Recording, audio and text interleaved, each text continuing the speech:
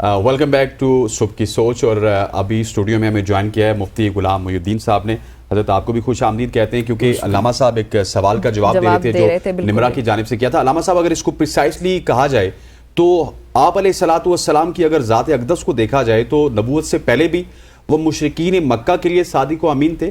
और आप देखिए, हमें बहुत सारे मदीना में, मक्का में ऐसे वाक़यात मिलते हैं कि यहूदियों के जो फैसले हैं वो भी आप अलैहिस्सलातु वस्सलाम ने किए। तो मेरा ख्याल है कि उनके अमल से, उनके गुफ्तार से वो उस वक्त ही बता गए थे कि वो रहमतुल लिल आलमीन है। जी, मैं समझता हूँ कि ये हम मुसलमानों के लिए बहुत बड़ा फ़ख्र है कि हम उस नबी के मानने वाले हैं जो तमाम जहानों के लिए रहमत है। और हुजूर अलैहिस्सलातु वस्सलाम के दौर में खुद हुजूर अकरम ने हर मैदान में, हर फील्ड में जो किरदार अदा किया, वो नबुव्वत से पहले हो, ऐलान नबुव्वत से पहले हो या ऐलान नबुव्वत के बाद हो। ऐलान नबुव्वत से पहले मुशरिकीन और वो कुफ़ार जो है, उनके जो झगड़े निपटाने में किरदार अदा किया। कहीं भी उनका इख्तिलाफ हो जाता था तो हुजूर अकरम महवर की हैसियत रखते थे। और आप अगर तारीख पे तवज्जो करें कि एक बच्चा जो यतीम था, इब्तिदा में वो अब बहुत ज़्यादा उनने मुज़ाहमत की कि नहीं, ये एक यतीम बच्चा, हम इसको कैसे माने। लेकिन आहिस्ता आहिस्ता वो मरहला आया फतेह मक्का का, जिसमें सब वो मजबूर हो गए कि हुजूर अकरम सल्लल्लाहु अलैहि वसल्लम को माने, उनके किरदार से, उनकी सीरत तैयबा से, उनकी मुकद्दस तालीमात से। और उनकी जो तालीमात हैं, मैं ये समझता हूँ कि जिस फील्ड में जाए, जो चीज़ मैं यहाँ एक मिसाल आपको पेश करूँगा। आज के दौर के हवाले से भी आप देख लें, मुआशी हवाले से उनका कितना दबाव था। हुजूर का सोशल बाइकाट किया गया, लेकिन हुजूर अकरम की सीरत तैयबा ये है कि हुजूर उनके सामने झुके नहीं हैं। उन्होंने एक मीसाक लगा दिया कि इनके साथ सोशल बाइकाट है, लेकिन हुजूर शेब अबी तालिब में अपने साथियों समेत, अपने अहले बैत समेत वहां चले गए और उनके मुकाबले में मुज़ाहमत की, पत्ते खा के गुजारा किया। लेकिन अपने नजरिए पे, अपना जो आईन हक था उस पर कोई सौदाबाजी नहीं की, बल्कि इस्तिकामत दिखाई। और कुरान मजीद का वो जो फरमान है, इन्नल लज़ीना क़ालू रब्बुनल्लाह सुम्मा इस्तक़ामू ततनज़्ज़लु अलैहिमुल मलाइका अल्ला तख़ाफ़ू वला तहज़नू वअबशिरू बिल जन्नतिल्लती कुंतुम तुअदून। अल्लाह का वादा है, जो अल्लाह पे ईमान लाएगा और इस्तिकामत दिखाएगा। हुजूर अकरम ने हर मैदान में और खुसूसन मुआशी मैदान में जो इस्तिकामत दिखाई है, मैं समझता हूँ पूरी दुनिया के लिए नमूना है, अमल है, पूरी दुनिया के लिए मिसाल है। और ताहयात वो मिसाल रहेगी। मुफ्ती साहब, आप भी अगर इस पे कमेंट करना चाहें, आपका भी इसी सवाल पे जवाब चाहिए। बहुत ही ज़बरदस्त गुफ्तगू जारी है। औज़ु बिल्लाहि मिनश शैतानिर रजीम, बिस्मिल्लाहिर रहमानिर रहीम, अल्लाहुम्मा सल्लि अला मुहम्मद व अला आलि मुहम्मद व बारिक वसल्लम। लक़द कान लकुम फ़ी रसूलिल्लाहि उस्वतुन हसना। ये रसूलुल्लाह सल्लल्लाहु अलैहि वसल्लम की सीरत के सारे पहलुओं को एक ही आयत के इस टुकड़े के अंदर अल्लाह ने बंद फरमा दिया है। वाह, माशाअल्लाह। कोई किसी भी तबका से ताल्लुक़ रखता है, गरीब है, अमीर है, ताजर है, या कोई जो है ना रेडी पर अब तजारत करने वाला है, या कोई बहुत बड़ा बादशाह बना है, हर शख्स के लिए मशाल राह नबी अलैहिस्सलातु वस्सलाम की ज़िंदगी है। और ये नहीं है कि ऐलान नबूवत के बाद की है, बल्कि ऐलान नबूवत से पहले भी अल्लाह के नबी सल्लल्लाहु अलैहि वसल्लम ने जो अपना किरदार पेश किया, उसकी का एक हसीन नमूना नबी अलैहिस्सलातु वस्सलाम ने जो है ना, जब ऐलान नबूवत फरमाया तो उस वक़्त बताया था कि मैं अगर तुम्हें ये कहूँ कि इस पहाड़ के पीछे से एक फ़ौज तुम पे हमला करने वाली है, तो क्या मान लोगे? तो वो बुतों के पुजारी लोग, ठीक है, झूठ का ज़माना, जिनकी ज़िंदगी ही झूठ पर मबनी थी, वो बैक ज़बां होकर कहने लगे कि हम दिलो जान से मानने के लिए तैयार हैं। फिर अल्लाह के नबी ने फरमाया कि तुम पहाड़ पे चढ़ के देखो और तुम्हें कोई लश्कर नज़र ना आए, तो फिर तुम्हारा क्या कहना होगा? ये किरदार की मेराज है। अल्लाह अकबर। जब नबी अलैहिस्सलाम ने ये फरमाया तो उनमें से कुछ अशखास बोले कि हम कहेंगे कि हमारी आंखें अंधी हो गई हैं, ज़बान मोहम्मद से झूठ नहीं निकलता। क्या कहना? तो ये किरदार का आला मयार था। हम उस नबी के उम्मती हैं सल्लल्लाहु अलैहि वसल्लम के जो ऐलान नबूवत से पहले भी उनकी सच्चाई का ये मयार था कि कुफार कहते थे कि हमारी आंखें अंधी हो सकती हैं, ज़बान मोहम्मद से झूठ नहीं निकल सकता। नबी अलैहिस्सलातु वस्सलाम ने जो पहले 40 साल गुजारे ना, उसका एक एक लम्हा اگر آپ اٹھا کے دیکھیں تو رسول اللہ صلی اللہ علیہ وسلم کی زندگی انسان کے لیے مشعل راہ ہے.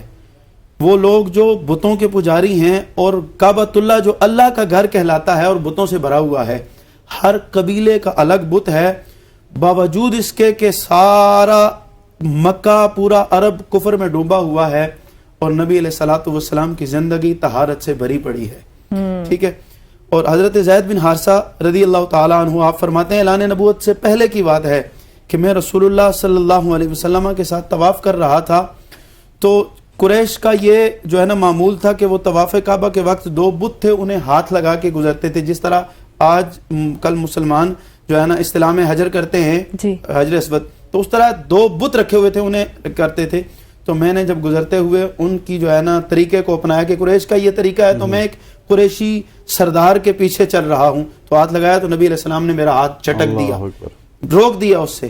تو دوبارہ جب میں نے ان کو کہا تو پھر حضور نے سختی سے منع فرمایا کہ میں نے تجھے منع نہیں کیا کہ اس بت کو جو ہے نا نہیں ہاتھ نہیں لگانا.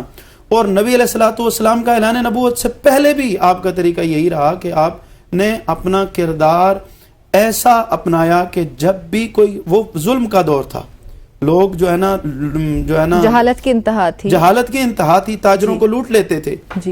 تو اس دور میں بھی نبی علیہ الصلوۃ والسلام کا یہ مشن تھا کہ کعبۃ اللہ میں ہر اس مظلوم کو ڈھونڈتے کہ جس کے ساتھ ظلم ہوتا اور اس کے ساتھ نبی علیہ الصلوۃ والسلام کھڑے ہو جاتے.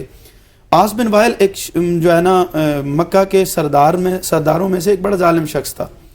تو ایک شخص آیا کعبۃ اللہ میں آ کر, وہاں لوگ تجارت کرتے تھے, تو اس نے مال تجارت اسے بیچا, تو اس کی ایک بیٹی تھی جسے اس نے قبضے میں کر لیا. تو وہ شخص آ کر کعبۃ اللہ کے جو ہے نا غلاف پکڑ کر کہنے لگا کہ شرفائے مکہ, میں مکہ میں آ کر ظلم کا شکار ہوا اور میری بیٹی کو ہتھیا لیا گیا ہے. تو نبی علیہ الصلوۃ والسلام اس کے ساتھ کھڑے ہو گئے اور شرفائے مکہ اس کے ساتھ کھڑے ہو گئے, اور آپ نے جا کر جو ہے نا عاص بن وائل سے اس کی بیٹی واپس کروائی. اور جو الفاظ تھے نبی علیہ الصلوۃ والسلام کے کہ ظالم کے ساتھ جو ہے نا ہم ظلم کرنے والے کے خلاف ہمیشہ ہی کھڑے ہوں گے, اور اس عاص بن وائل سے بیٹی واپس دلوانے کے بعد شرفائے عرب نے جو معاہدہ کیا تھا, معاہدہ حلف الفضول, وہ ایسا ہے کہ نبی علیہ الصلوۃ والسلام دور نبوت میں بھی اس کو یاد کرتے رہے ہیں کہ اس وقت سرداران عرب نے یہ معاہدہ کیا تھا کہ آج ہم جو ہے نا ارادہ کرتے ہیں کہ جب بھی کوئی مکے میں باہر کا بندہ آئے یا کوئی مکے کا ہو اس کے ساتھ ظلم کیا جائے گا تو ہم مظلوم کے ساتھ کھڑے ہوں گے, ظالم کے خلاف کھڑے ہوں گے. تو یہ بہت بڑا جو ہے نا نبی علیہ الصلوۃ والسلام کی سیرت کا ایک پہلو. بعض اوقات ایسا بھی ہوتا ہے نبی علیہ الصلوۃ والسلام کی سیرت میں سنت مبارک داڑھی بھی آتی ہے, زلفیں مبارک بھی آتی ہیں, اچھا لباس پہننا بھی آتا ہے, میٹھا کھانا بھی آتا ہے, لیکن نبی علیہ الصلوۃ والسلام کا ظلم کے خلاف کھڑا ہونا بھی یہ سنت میں آتا ہے. بہت بڑی بات کر دی. علامہ صاحب آپ کی طرف آؤں گا. نبی علیہ الصلوۃ والسلام کی اگر زندگی کی بات کی جائے, وہ کامل ہیں, وہ اکمل ہیں, انہوں نے ایک معلم کے طور پہ بھی ہمیں سکھایا, انہوں نے ایک مفتی کے طور پہ بھی ہمیں سکھایا, انہوں نے ایک امام کے طور پہ بھی ہمیں سکھایا, انہوں نے ہر شعبے میں خود پریکٹیکلی ہمیں سکھایا. ایون اگر گھر کی تعلیم کی بات کی جائے تو انہوں نے یہ بھی بتایا کہ اپنی بیٹیوں کے ساتھ کیسا سلوک کرنا ہے, اپنے بیٹوں کے ساتھ کیسا سلوک کرنا ہے. مطلب کہ کاملیت اور اکملیت یہ دونوں چیزیں نبی علیہ الصلوۃ والسلام پہ ختم ہوتی ہیں. میں عرض کروں کہ میں عرض کر رہا تھا کہ حضور نے ہر جگہ کیا کیا ہمیں سکھایا. معاشی میدان میں کیا سکھایا. حضور جب تشریف لائے تو خواتین کو زندہ درگور کیا جاتا تھا, بلکہ خاتون کو گھر میں نوکرانی کے طور پہ اور کنیز کے طور پہ دیکھا جاتا تھا, اور ظلم و جبر کی انتہا تھی کہ انہیں اپنی ہی بیٹی کو زندہ درگور کیا جاتا تھا. حضور اکرم جب تشریف لائے تو حضور کی زندگی میں دیکھیں ازواج مطہرات, حضور کی زندگی میں دیکھیں حضرت خدیجۃ الکبریٰ, حضرت حضور کی زندگی میں دیکھیں جناب فاطمہ الزہرا سلام اللہ علیہا, بیٹی ہیں, لیکن حضور نے دنیا کو دکھایا کہ دیکھیں ہمارے ہاں بیٹیوں کا کیا کردار ہے, ہمارے ہاں خواتین کی کیا قدر اور کیا عزت و عظمت ہے. میں جو سسٹم لایا ہوں اس میں روایات بہت زیادہ ہیں تمام معتبر کتب میں کہ جس وقت حضرت زہرا تشریف لاتی تھی قام الیہا, یہ نہیں ہوتا تھا کہ صرف اٹھ کر کھڑے ہو جاتے تھے, بلکہ یہ ہے کہ کھڑے ہو کے چند قدم آگے چل کر زہرا کا استقبال کرتے تھے, اور پھر رحب بہا, ان کو مرحبا کہتے تھے, ان کے پیشانی پہ بوسہ دیتے تھے اور پھر اپنی جگہ پر ان کو بٹھاتے تھے. یہ کمال عزت ہے خاتون کی. میں سمجھتا ہوں آج کے دور میں آج جو خواتین مغربی کلچر کے اندر آج ذلیل ہو رہی ہیں اور ان کو اپنے معاشی کاروبار کا ذریعہ بنایا جا رہا ہے، میں سمجھتا ہوں ان کو حضور کی یہ سیرت طیبہ دیکھنی چاہیے. اس کے علاوہ حضور نے تعلیم کے حوالے سے آپ دیکھیں جس وقت پہلی وحی نازل ہوئی آپ وہی لفظ پہلا لفظ یہ پڑھو اے محمد پڑھ، اور حضور اکرم صلی اللہ علیہ وآلہ وسلم کا ایک بہت پیارا جملہ ہے جہاں ہے نا انما بعثت لاتمم مکارم الاخلاق، وہاں یہ ہے کہ انما بعثت معلما، اللہ نے مجھے معلم بنا کے مبعوث پر رسالت کیا ہے. دنیا کو تعلیم دینی ہے، علم کو عام کرنا ہے. تعلیم کی قدر اور علم کی قدر حضور نے کیا بتائی عملی زندگی میں کہ جب جنگ ہوتی تھی دشمنوں کے ساتھ، وہاں سے جو قیدی آتے تھے ان کو ریلیف ملتا تھا اس بیس پہ کہ آپ میرے صحابہ کرام میں سے چند ساتھیوں کو اگر آپ کوئی لکھنا جانتے ہیں پڑھنا جانتے ہیں کچھ آپ وہ پڑھا دیں آپ کو ریلیف ملے گا. یہ حضور اکرم صلی اللہ علیہ وآلہ وسلم کی زندگی ہے. وہ جو مکارم اخلاق کو مکمل کرنے کی حدیث ہے حضور کی لأتمم مکارم الاخلاق، میں سمجھتا ہوں معاشرے میں جتنی برائیاں پائی جاتی ہیں، میں یہ کہوں گا کہ ہم بد نصیب ہوں گے ہم اگر مغرب کی کلچر کی طرف جائیں اور حضور کی زندگی میں نہ دیکھیں. انسان کی زندگی میں چھوٹا سا چھوٹا عمل، چھوٹا سا چھوٹا کام، زندگی کا چھوٹا سا چھوٹا حصہ اور بڑے سے بڑا کام جو ہے وہ دیکھیں، اس میں سیرت طیبہ ملتی ہے. حتیٰ دانتوں کو مسواک کرنا، رات کو سونا کہنا ہے، سونے وقت کیا پڑھنا ہے، جاگتے وقت کیا پڑھنا ہے، دن کو چلتے وقت کیا پڑھنا ہے، کہاں جانا ہے. حتیٰ جو دشمنوں کے ساتھ رویہ تھا جنگ میں جو آئے ہوئے جو کلچر تھا پہلے، آگے جب جنگیں ہوتی تھی تو اگلوں کی خواتین، ان کے بچے، ان کے مویشی، ان کے جو فصلیں ہوتی ہیں ان کو تباہ کر دیا جاتا تھا. حضور جس جنگ پر بھی گئے حضور نے واضح طور پر ارشاد فرمایا کہ جو میدان جنگ میں تمہارے ساتھ جنگ کرے اس کے مقابلے میں لڑنا ہے.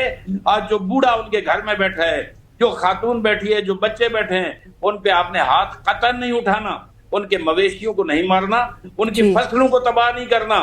یعنی یہ کردار جو ہے میں سمجھتا ہوں یہ لازوال کردار ہے، اور یہی کردار وہ ہے تاکہ وہ محسن انسانیت بنے. اور اللہ نے بھی اسی کردار کی وجہ سے قیامت تک کے لیے انہیں خاتم النبیین بنایا. ان کے بعد اور نہ کوئی سسٹم آنا ہے، نہ کوئی نبی آنا ہے. وہی ہیں جن کے کردار کو، جن کی تعلیمات کو لے کر اگر انسانیت آگے بڑھے گی تو میں سمجھتا ہوں انسانی اقدار سر بلند بھی ہوں گے، زندہ بھی ہوں گے، اور انسان کی دنیا میں عزت اور عظمت بھی ہوگی. بالکل ایسے ہی ہے علامہ عارف فائدی صاحب. اتنی خوبصورت گفتگو، یقین جانے کہ بالکل محو ہو گئے ہم اس میں، اور ایسے دل ایسے کرے کہ یہ گفتگو چلتی رہے اور ہم اسی طرح خاموشی سے سکون سے بیٹھ کے سنتے رہیں. علامہ صاحب آپ کا میں اپنا وقت دینے کے لیے بہت شکریہ. ناظرین یہاں پہ اس وقت ہمارے موجود ہوں گے مفتی غلام محی الدین صاحب. بریک کے بعد جب ہم واپس آئیں گے گفتگو کے اسی سلسلے کو آگے بڑھائیں گے. آپ نے ہمارے ساتھ رہنا ہے.